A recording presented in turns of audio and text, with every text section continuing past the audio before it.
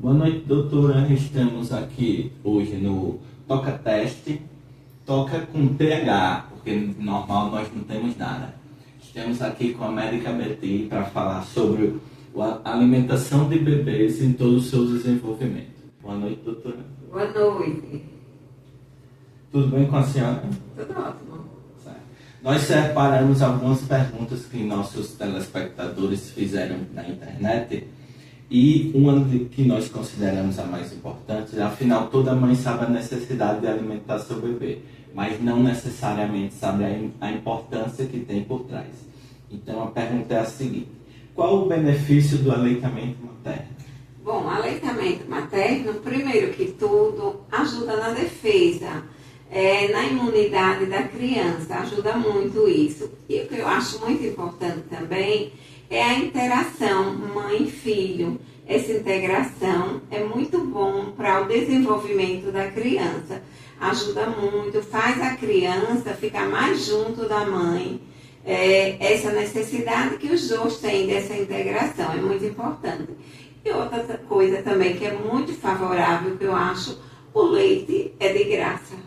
Amamentar é grátis.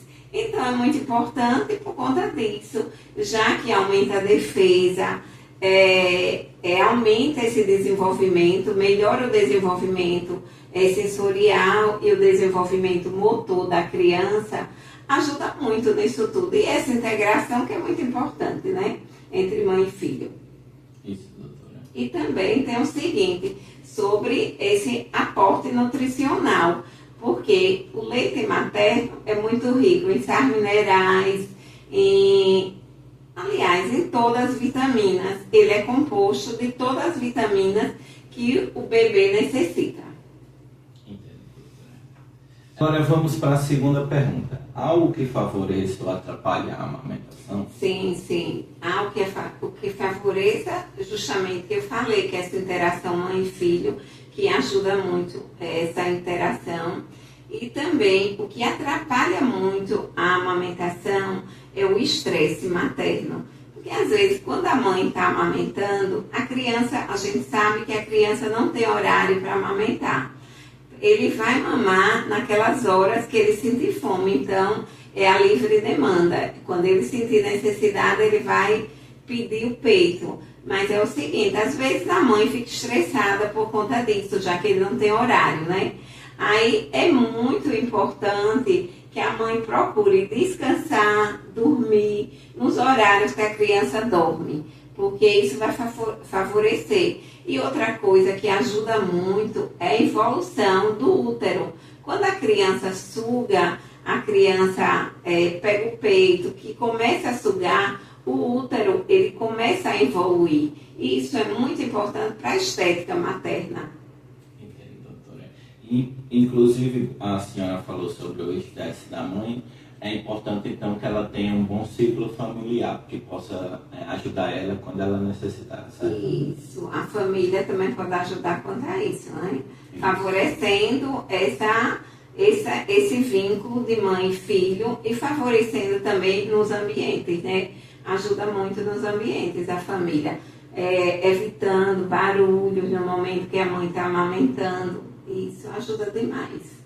Certo, doutora. Vamos para a próxima pergunta. Outra que, inclusive, foi bastante pedida pelos telespectadores, não foi apenas uma pessoa ou 10, foram várias, que é a questão: quais as queixas mais frequentes das mães? Inclusive, algumas delas citaram alguns exemplos, sendo ele o leite fraco, o pouco leite ou leite seco, a fissura ou outras patologias que possam acontecer, os mamilos planos ou invertidos, ou até mesmo alguma outra queixa que as mães tenham quando vão para a senhora. Quanto ao leite fraco, que o senhor falou aí, não existe leite fraco. Na realidade, é porque quando a criança é logo amamentada, no primeiro momento, sai aquela coisa mais líquida, que parecendo com água, porque o leite materno, como a gente sabe, também tem água, né? Aí, com o passar do tempo, que ele vai ficando mais amarelinho e vai ficando com a consistência mais escurazinha, amarelada. Mas isso não quer dizer que o leite é fraco, porque em todo período é passado para o bebê vitaminas, sais minerais, água, tudo que o bebê necessita. Não existe leite fraco. Temos um exemplo, o colostro. Que o colostro é quando a mãe tem logo o bebê, que acontece nas primeiras horas. Ele é rico, é o leite mais rico que existe em vitaminas, sais minerais, água para o bebê. E ele sai numa consistência transparente. Por isso que é bom a mãe saber que não existe leite fraco, de maneira nenhuma. Pronto. E quando o senhor falou mais o quê? A patologias e a questão dos mamilos. Certo. Das fissuras, né? Isso. Das fissuras pode acontecer o seguinte. Quando a criança vai mamar, ela às vezes, ela faz... Quando você vai tirar de uma mama para colocar na outra, a mãe às vezes puxa o bebê. E isso não é aconselhável. O aconselhável é que ela bote esse dedinho midinho na boca do neném, à medida que vai tirando o bebê do seio para colocar na outra mama, ela vai colocando e o bebê vai pegando o dedo dela. É aconselhável isso para não ter a formação de fissura. E quando isso acontecer, é aconselhável que ela pegue o próprio leite, passe ao redor da auréola para fortificar. E eu acredito que durante o pré-natal, a pessoa, o médico, a enfermeira que esteja acompanhando ela, deve orientar que ela deve dar uns banhinhos de seio, de sol, nesse seio, para fortalecer mais a auréola. É muito importante isso, entendeu? Mas... Eu sou bastante curioso também e sabemos muito que nós, como adultos, quando entramos em um costume, é difícil sairmos dele. Aí, quando você falou em mudar o bebê de um seio para o outro, eu me vi perguntando se por acaso ele chega a rejeitar alguma vez quando isso acontece, não quer. Afinal, está sempre acostumado com um seio e agora vai mamar no outro, acontece alguma coisa? É importante que a mãe sempre dê as duas mamas, porque existe até queixas de algumas pacientes que aparecem dizendo que uma mama está menor do que a outra, mas é aconselhável dar as duas mamas. Ela vai, isso é questão de hábito do bebê, e você vai mudando o hábito dele. Você coloca numa mama, depois colocando em outra. E como eu disse, vai colocando o indicadorzinho no dedinho dele, esse dedinho, vai colocando na boca dele até ele soltar e colocar no outro.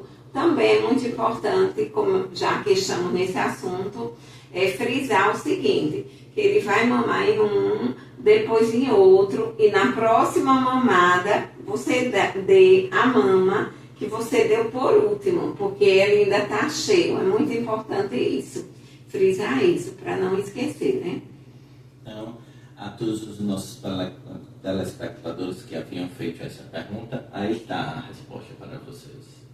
Sim, tem mais alguma? Eu acho que teve mais alguma pergunta aí para o senhor. Leite fraco e também pouco leite, não foi? Isso. Que tem mãe que se queixa de pouco leite, é porque tem mãe que me procura a respeito disso. Não existe esse problema de pouco leite. O que existe é que a mãe não está dando a mama suficiente para o bebê. Ela tem que oferecer toda vez que o bebê chorar, oferecer a mama para o bebê, entendeu? E o importante para ela é tomar bastante líquido, se alimentar bem, tomar bastante líquido principalmente. Por sinal, eu vou tomar um pouquinho de líquido nesse momento que eu estou precisando. Pode ficar à vontade, a senhora é a nossa convidada hoje.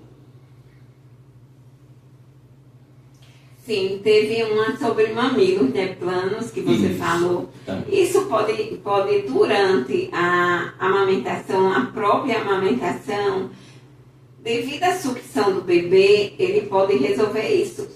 Quando começa a sucção dele, pode ajudar nesses mamilos. E existe, durante o pré-natal, alguns exercícios que podem ser feitos para esses mamilos invertidos, entendeu?